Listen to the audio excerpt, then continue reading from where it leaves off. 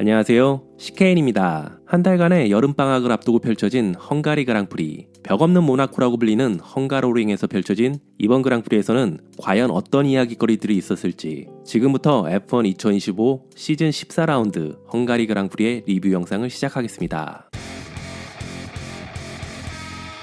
시즌 14라운드 헝가리 그랑프리 퀄리파잉. 이번에도 한치 앞을 알 수 없는 대혼전이었습니다. 1위부터 6위까지 단 0.126초 안에 6명의 드라이버가 몰려 있었고 퀄리파잉 내내 바람과 트랙 온도, 트랙 조건이 급변하면서 순위가 요동쳤는데요. 그 결과 우리는 정말 예상 못한 폴 포지션 주인공을 만나게 됩니다. 폴 포지션의 주인공은 바로 샤를 르클레르. Q2까지만 해도 5위였지만 마지막 Q3에서 극적인 랩타임으로 페라리를 다시 한번 맨 앞줄에 세워냈습니다. 2위와 3위는 맥라렌 듀오 피아스트리와 노리스가 차지했습니다. 둘 다 Q2에서는 1분 15초를 깨는 어마어마한 기록을 냈지만 Q3에선 그만큼의 페이스를 유지하지 못했는데요. 트랙 온도가 떨어지고 바람 방향까지 바뀌면서 맥라렌 특유의 밸런스가 무너졌다는 분석입니다. 4위는 메르세데스의 조지 러셀, 그리고 5위, 6위는 에스턴 마틴의 듀오 알론소와 스트롤이 나란히 차지했습니다. 특히 주목할 만한 점은 알론소와 스트롤은 11번 코너 접근 시 7단 기어를 선택하는 독특한 기어 변속 패턴을 보였는데요. 이는 차량을 더 차분하게 만들기 위해 더 높은 기어를 사용하는 알론소의 코너 진입 스타일로 알론소가 같은 팀의 스트롤에게 잘 전수해준 것 같습니다. 그래프를 보고 설명하자면 대략 2.9km 지점이 11번 코너 진입전인데요. 르클레르, 피아스트리, 노리스의 텔레메트리 데이터를 보면 6단 기어로 11번 코너를 진입하는데요. 알론소와 스트롤은 7단으로 진입 후에 6단으로 변경 후 다시 속도를 올려 7단으로 변경하는 것을 볼 수 있습니다. 저도 F1 25를 플레이할 때 6단으로 11번 코너를 진입하는데요. 그래서 에스턴 마틴의 듀오가 보여준 독특한 기어 변속 패턴이 꽤 흥미로웠습니다. 그리고 진짜 이변은 바로 여기. 자우버의 루키인 보톨레토가 무려 7위를 차지하며 베르스타펜보다 앞선 그리드에 섰습니다. 한편 베르스타펜은 Q3에서 간신히 8위를 기록했는데요. 베르스타펜은 프랙티스 세션 내내 차량의 프론트 리어 밸런스 문제를 호소했고 팀은 밤새 차량을 변경했지만 결국 적절한 균형을 찾지 못한 것 같습니다. 그리고 지난 벨기에 그랑프리 Q1 탈락에 이어 이번에는 충격적인 Q2 탈락을 한 해밀턴. 이날 해밀턴은 나는 쓸모없다고 자책하며 팀에 드라이버 교체가 필요하다는 말까지 했는데요. 아무래도 연속된 부진으로 인해 자존심에 큰 상처를 입은 모습이었습니다. 이번 퀄리파잉에서는 트랙 온도와 바람이라는 변수가 큰 영향을 줬는데요. Q1에는 50도였던 트랙 온도가 Q3에서는 42도로 떨어졌고 바람도 동풍에서 서풍으로 바뀌었습니다. 이 작은 차이가 각 팀에겐 엄청난 변수였습니다.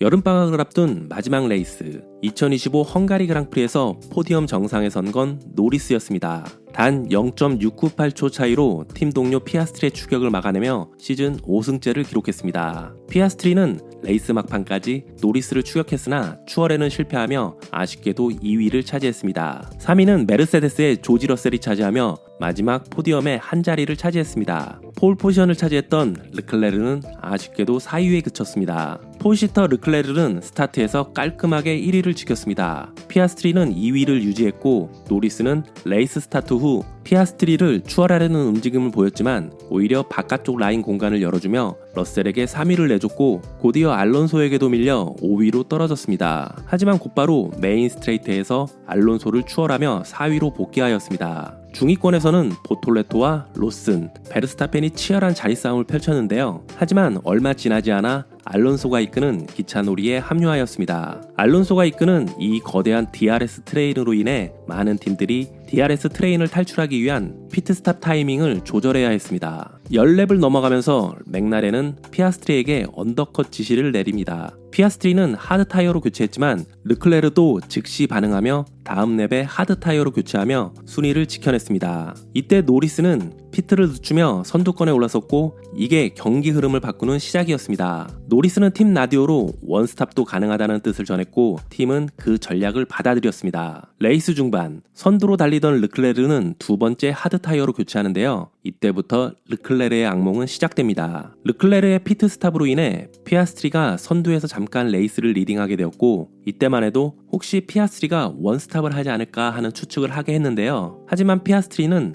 르클레르보다 5랩을 더 달린 후에 하드 타이어로 교체합니다. 이 시점에서 노리스는 원스탑 전략으로 타이어를 관리하며 1위를 지켰고 피아스트리는 하드 타이어 교체 후 레이스 페이스를 급격하게 잃은 르클레르를 추월해 2위로 복귀. 러셀도 레이스 페이스를 잃은 르클레르를 매랩 따라붙었고 르클레르와 추월을 위한 배틀을 펼칩니다. 하지만 르클레르의 거친 방어로 인해 곧바로 추월을 하지는 못하는데요. 추월에 실패한 러셀은 르클레르의 거친 방어에 대해 팀 라디오로 불만을 표합니다. 르클레르의 거친 방어에도 불구하고 결국 러셀은 추월에 성공해 3위로 올라섭니다. 르클레르는 그 과정에서 5초 페널티까지 부과받고 맙니다. 레이스 후반, 남은 건 이제 맥라렌 팀메이트 간의 우승 싸움이었습니다. 마지막 10랩, 피아스트리는 매랩 격차를 줄이며 마지막 5랩에는 노리스를 바로 뒤에서 압박합니다. 69랩 1번 코너 전에 피아스트리는 과감한 브레이킹을 시도했지만 잠깐의 휠락으로 추월을 실패하는데요. 사실 사고까지 날 수 있었던 굉장히 위험한 장면이었습니다. 곧바로 맥라렌의 팀 라디오에서는 우리가 어떻게 레이싱을 하는지 기억해라며 소위 말하는 파파야 룰을 연상시키는 메시지가 피아스트리에게 전해졌습니다. 결국 피아스트리는 마지막 랩에서도 추월 기회는 만들지 못했고 노리스가 0.698초 차로 체커드 플래그를 받으며 시즌 5승째를 거둡니다. 막판까지 노리스를 맹추격했던 피아스트리는 2위로 체커드 플래그를 받으며 맥라렌의 원투 피니시를 완성합니다. 러셀이 3위, 페널티에도 불구하고 르클레르가 4위, 알론소가 시즌 최고 성적인 5위로 체커드 플래그를 받습니다. 보톨레토는 6위로 또 한 번 인상적인 주행을 펼쳤고 스트롤, 로슨, 베르스타펜, 안토넬리 순으로 포인트 피니시를 하였습니다. 한편 힘든 주말을 보낸 해밀턴은 12위로 레이스를 마칩니다. 이번 헝가리 그랑프리에서 가장 뜨거웠던 장면은 바로 맥라렌 팀 내부의 치열한 경쟁이었습니다. 레이스 초반, 노리스가 우승을 할 것이라고 예상한 분들은 거의 없었을 것 같은데요. 물론 저를 포함해서 말이죠. 레이스 스타트 후 르클레르가 안정적으로 선두로 나섰고 노리스는 스타트 직후 포지션을 잃으며 5위까지 떨어졌습니다. 하지만 레이스가 참 재미있는 것이 바로 노리스의 좋지 않은 출발이 역설적으로 기회가 됐습니다. 팀이 피아스트리에게 투스탑 전략을 그리고 노리스에게는 위험 부담이 큰 원스탑 전략을 적용했는데요. 결과적으로 승리는 노리스의 원스탑 전략에서 나왔습니다. 노리스가 운이 굉장히 좋았다고 생각하실 수도 있는데요. 그 말도 맞습니다. 노리스 입장에서는 만약 원스탑이 실패해도 어차피 하위권에 머물 가능성이 높았고 잘만 풀리면 우승을 가져갈 수 있는 구조였기 때문에 손해볼 것 없는 도박이었고 이 도박이 대성공으로 이어진 것입니다. 물론 노리스의 뛰어난 타이어 관리 능력이 없었다면 결국 피아스트리가 우승을 했을 것 같은데요. 이날 노리스는 정말 침착하게 타이어 관리를 하며 본인의 레이스를 펼쳤습니다. 반면 르클레르와 선두 경쟁을 펼치고 있었던 피아스트리에게는 안정적인 두 번의 피트가 더 합리적이었는데요. 마지막 몇 랩 동안 피아스트리는 노리스를 강하게 압박했고 과감한 추월 시도도 있었지만 끝내는 노리스를 추월하지는 못했습니다. 레이스 중계에서 보여진 팀 라디오에서는 피아스트리가 우승보다도 팀 동료 노리스를 이기는데 집중하고 있다는 사실이 드러났는데요. 맥라렌의 원투 피니시보다는 각자의 챔피언 포인트가 더 중요했던 순간이었던 거죠. 아마 노리스도 마찬가지였을 테고요. 결국 이번 헝가리 그랑프리는 맥라렌이라는 팀이 얼마나 강력한지를 보여주는 동시에 뛰어난 실력의 두 드라이버가 만들어가는 드라이버 챔피언십 경쟁이 시작되었음을 알리는 레이스였습니다. 컨스트럭터 챔피언십에서 압도적으로 맥라렌이 앞서 나가는 가운데 이제 두 드라이버는 각자의 드라이버 챔피언십 우승을 위해서 서로를 이기는데 집중을 할 것 같습니다. 한 달의 휴식기를 가진 후에 두 드라이버들이 어떤 마음가짐과 전략으로 레이스에 임할지 기대가 됩니다.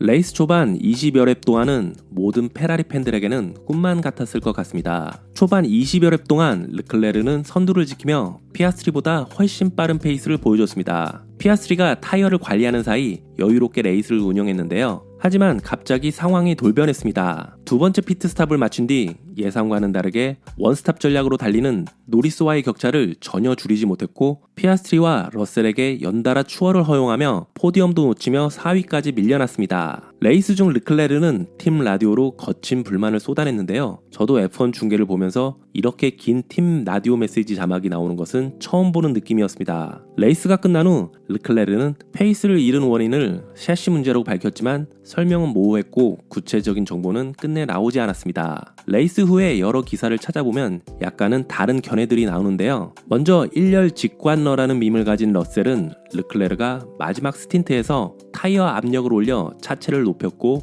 이는 플랭크 마모를 막기 위한 조치였을 거라는 추측을 했습니다. 앤서니 데이비스는 레이스 첫 랩부터 르클레르의 차에서 스파크와 먼지가 과도하게 발생했다고 지적했는데요. 사실 페라리는 올 시즌 내내 이 플랭크 마모 문제에 시달려 왔습니다. 이 문제로 인하여 중국 그랑프리에서는 실격당한 전례까지 있는데요. 결국 경기 내내 리프트 앤 코스트나 차고 높이 조정 같은 부담을 안고 달려야 했고 이게 페이스 저하로 이어졌다는 겁니다. 결국 르클레르의 인터뷰 내용이나 전문가들의 의견을 종합해 볼 때 이번 건은 페라리의 전략적인 문제가 아니라 차량 자체의 문제로 인한 것임을 알 수 있습니다. 이렇게 되면 문제가 더 복잡한데요. 사실 이 문제를 페라리가 어떻게 해결할지는 진짜 모르겠네요. 만약 내년에도 페라리가 좋은 차를 만들지 못한다면 르클레르는 아마도 본인의 커리어에 대한 심각한 고민을 할 수밖에 없을 것 같습니다. 르클레르는 그동안 27번의 폴 포지션을 차지했지만 그 중에서 우승으로 연결한 것은 5번에 불과한데요. 이는 드라이버의 문제라기보다는 페라리의 문제라고 봐야 할 것 같습니다. 이번 헝가리 그랑프리에서 에스턴 마틴은 시즌 최고의 주말을 보냈습니다. 알론소가 5위, 스트롤이 7위에 오르며 팀은 16포인트를 챙겨 더블 포인트 피니시를 기록했는데요. 특별한 업그레이드 없이 헝가로링의 높은 다운포스 특성이 AMR25와 절묘하게 맞아떨어진 것이 결정적이었습니다. 레이스에서는 미디엄, 하드, 원스탑 전략을 완벽히 소화하며 두 드라이버 모두 안정적인 페이스를 유지했는데요. 알론소는 초반에 거대한 DRS 트레인을 이끌며 다른 팀들에게 전략적인 선택을 강제하는 것과 동시에 유유자적 자신만의 레이스를 펼쳤고 스트롤 역시 후반에 차근차근 순위를 회복했습니다. 이번 성과로 에스턴 마틴은 컨스트럭터 챔피언십 6위로 올라서며 여름방학을 긍정적인 분위기 속에서 맞이하게 됐습니다. 단 이 퍼포먼스를 다른 서킷에서도 재현할 수 있을지가 후반기 관건이 될 것 같습니다. 이번 헝가리 그랑프리에서 러셀은 인상적인 주행으로 3위 포디엄을 차지했습니다. 4번 그리드에서 출발한 러셀은 레이스 초반 1번 코너에서 과감하게 노리스를 추월하며 3위로 도약했는데요. 메르세데스가 이몰라 이전 리어 서스펜션 사양으로 되돌린 덕분에 러셀은 훨씬 안정적이고 균형 잡힌 차를 몰 수 있었습니다. 전통적인 미디엄, 하드, 투스탑 전략 속에서도 그는 꾸준한 페이스를 유지하며 상위권을 압박했습니다. 후반부에는 르클레르를 집요하게 추격했고 62랩에서 결정적인 추월을 성공시키며 3위를 지켜냈습니다. 레이스 내내 실수를 최소화하며 기회를 놓치지 않은 점이 이번 성적의 핵심이었는데요. 이번 포디엄은 향후 메르세데스의 개발 방향을 확인시킨 여름방학 전 중요한 성과였습니다. 베르스타펜의 헝가리 그랑프리는 시즌 최악에 가까웠습니다. 베르스타펜은 레이스 내내 차량 밸런스 불안정과 그립 부족에 시달렸습니다. 투스탑 전략을 선택했지만 DRS 트레인에 갇혀 힘겨운 레이스를 펼쳤고 결국 원스탑 전략이 더 유리했던 레이스 흐름을 살리지 못했습니다. 레이스 중반에 힐켄버그와 가슬리를 제치고 해밀턴과도 접전을 벌였지만 타이어 성능이 급격히 떨어지며 로슨에게 다시 밀려 9위로 마무리했습니다. 베르스타펜은 한 번도 좋다고 느낀 적이 없었다. 그냥 미끄러졌다며 이번 주말 전체를 외로운 레이스라고 표현했습니다. 과연 후반기에는 레드불이 반등할 수 있을까요?